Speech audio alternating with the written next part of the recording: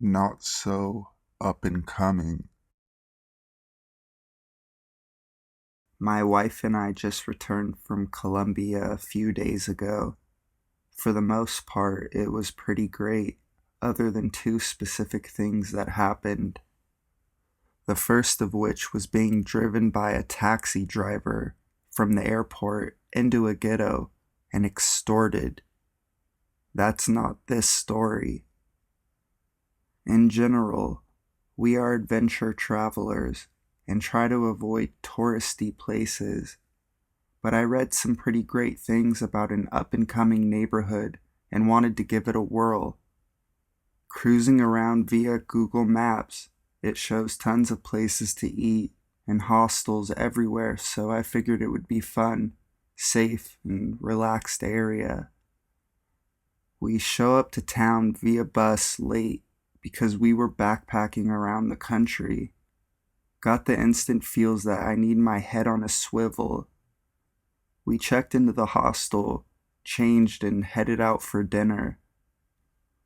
While walking to find a place to eat, a guy came up to me and offered me blow, in which I declined. Not a prude, don't mind. Had my fill. Need to augment the story briefly to paint a better picture. I am 6'2", 200 pounds, and in no way afraid to stand my ground. She is 5'8", in killer shape, with some cosmetics done. She stands out on her own, but I realized we weren't dressed down for the scene. We find a restaurant and sit at a table by the open door to the street. I notice over the course of a half hour, the same guy is lingering and walking by the place a few times. I told my wife I was feeling uneasy and wanted to step outside without her to get my bearings. Also, in my head, it was wiser for me to venture out and face whatever is happening alone and not have to worry about her. I step out, walk a few feet, and light up a cigarette. The guy comes up to me again, asks again. I decline again. He walks away and begins talking to a group of 3 more guys. I see them coming towards me, so I start walking to a busier corner and hang a right. They do the same. I realize the corner I stumbled onto is filled with more of the colorful characters, presumably prostitutes, more dealers, etc. Not my best choice. At this point, I figure I am fighting or running. Not knowing the language or area, I ran and figured out a big square to make it back to the restaurant. I was telling my wife what happened when the owner of the place overheard me. She was asking me questions and then called the police. I found out through her and the police that these guys have been mugging foreigners, and each time the outcome was getting worse. Noped the hell out of that neighborhood the next day.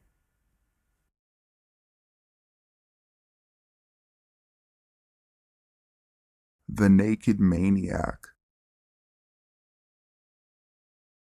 I realize that my story is probably not all that horrific compared to others, but it caused me a great deal of stress and fear at the time, so I'm going to tell it anyway.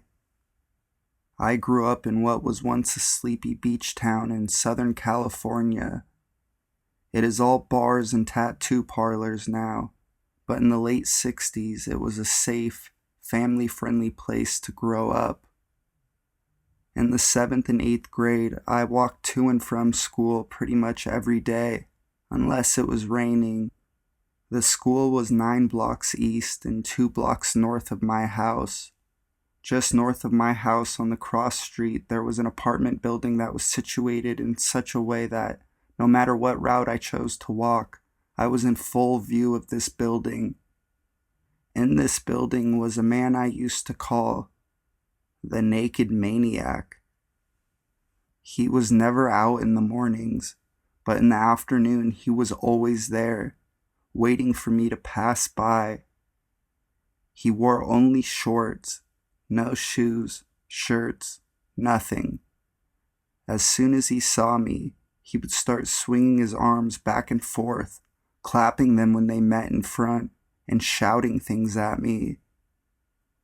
He had to be in his 30s or 40s. I was all of 13 or 14 at the time. I had already developed a woman's body and was self-conscious anyway, but his unwanted attention was more than just a little disturbing.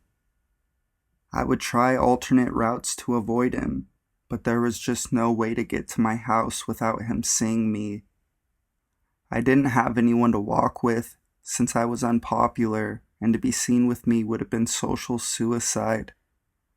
My family didn't seem to be concerned by my terror, telling me to ignore him, or maybe they just didn't believe me. I know if it had been happening to my daughter, I would have confronted him, or at the very least, made sure she was safe walking home.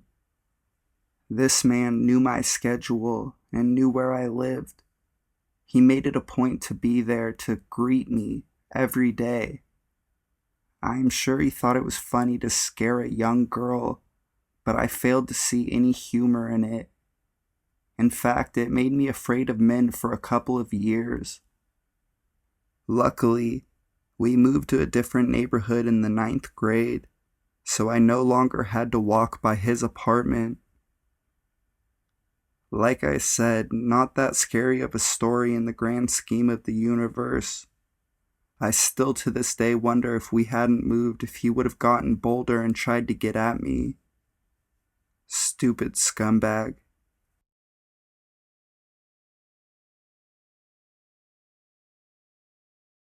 Man in the closet. I live in Australia, and to be honest, my life is fairly normal. I live in a good neighborhood and nothing creepy has happened to me in a long time, except for one occasion. I'm not sure if I dreamed this or not, but to me and my sister, it is real. When me and my sister were about 5 or 6, we lived in a small town where everyone was fairly nice and friendly. The house in which we lived in was a house provided by my dad's work, and when he got fired, we had to move, but that's not relevant. The house was fairly big and was secluded during the night. It was on a hill next to an oval, my primary school, and next to us was a golf course. Me and my twin sister at the time shared a room. The room was large and had a big sliding door cupboard. Our beds were on the opposite side of the room, and so we could see the cupboard perfectly if it was opened or closed. One night around midnight, me and my twin were asleep in our beds.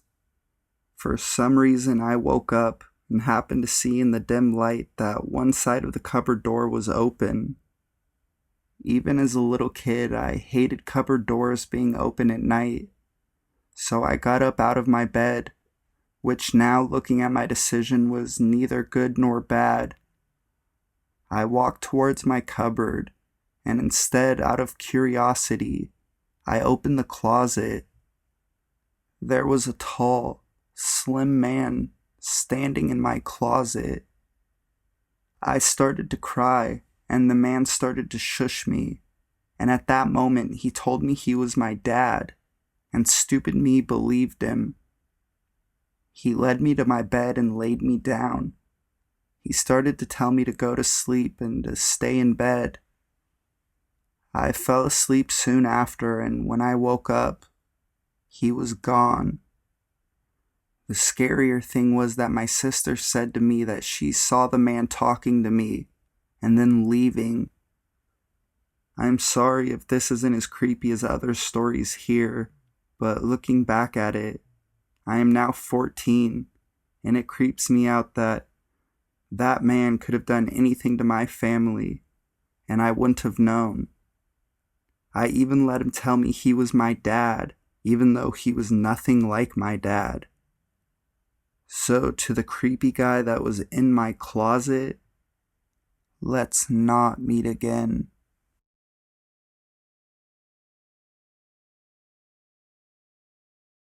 Mine is bigger. I was working as the only cook shortly after high school. Looking back, everything about that job was incredibly sketchy, including the owner. Being that it was a sketchy lounge, it was open late and had some creepy clientele, so normally I didn't end up finishing with cleaning the kitchen till it was at least 2 a.m. Now the entrance to this lounge was already down a pretty sketchy street, and the dumpster was down an even sketchier alley. So every night before I left, I would take the trash down this sketchy alley, then head back inside, change my clothes, and head home. I've had some weird encounters with some drunk patrons before, but nothing that really set me on edge.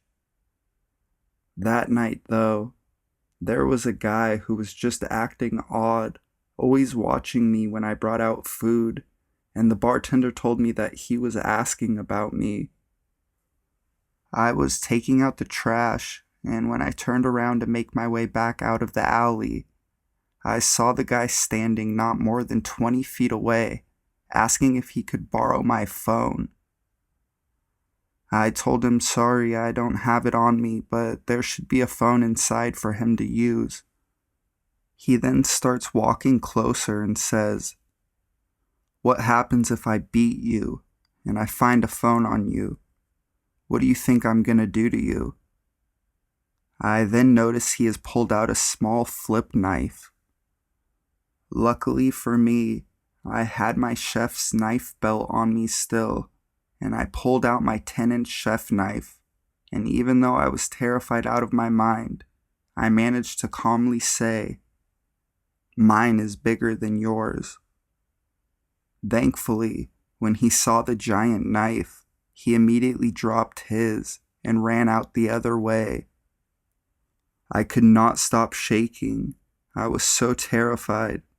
But when I went inside and told the bartender, she called the cops and they came and took my statement, but nothing really came of it. I don't know what he wanted, if he was trying to rob me for my phone or trying to rape me, but I hope I never meet him again, because everything I've read on knife fights, there was no way I would have come out of that without serious injuries or even alive.